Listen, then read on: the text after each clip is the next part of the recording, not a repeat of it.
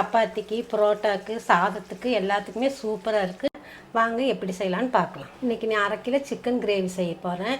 இதில் வந்து மிளகாத்தூள் உப்பும் போட்டு பெரட்டி ஊற வச்சுருக்கேன். பாத்திரத்தை வச்சுக்கலாம். நல்லா 3 ஸ்பூன் எண்ணெய் ஊற்றிக்கலாம். இதுக்கு கருவேப்பிலை போட்டுக்கலாம். 10 பல் பூண்டு போட்டுக்கலாம். 2 துண்டு இஞ்சி போட்டுக்கலாம். இது கொஞ்ச நேரம் லைட்டாக வணங்கட்டும். 2 பச்சை மிளகாய் போட்டுக்கலாம். அது கூட 2 சைஸ் பெரிய வெங்காயம்.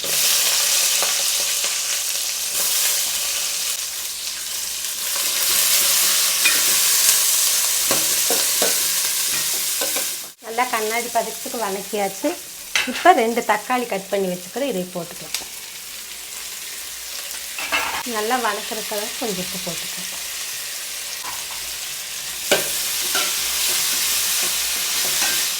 பாருங்கள், தக்காளியெல்லாம் நல்லா வணங்கிடுச்சு. இப்போ வந்து நம்ம சிக்கன் போட்டுக்கலாம். நான் மிளகாத்தூள் மஞ்சத்தூள் போட்டு பெரட்டி வச்சேன். 1/2 மணி நேரம் ஊற வச்சுருக்கு. இந்த சிக்கன் போட்டுக்கலாம்.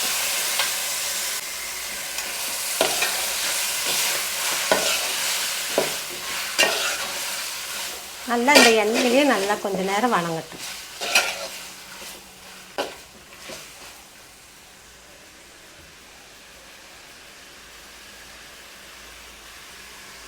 இந்த காரத்துக்கு ஏற்ற 2 ஸ்பூன் மிளகாத்தூள் போட்டுக்கலாம். 2 ஸ்பூன் சிக்கன் பொடி போட்டுக்கலாம்.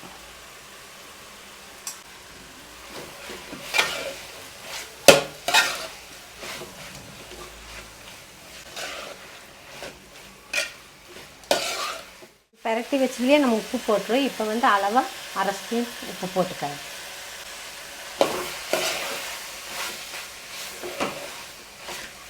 இந்த அளவுக்கு நல்லா கலர் வர வரைக்கும் நம்ம வறுத்துட்டு லைட்டாக தண்ணி ஊற்றிக்கலாம்.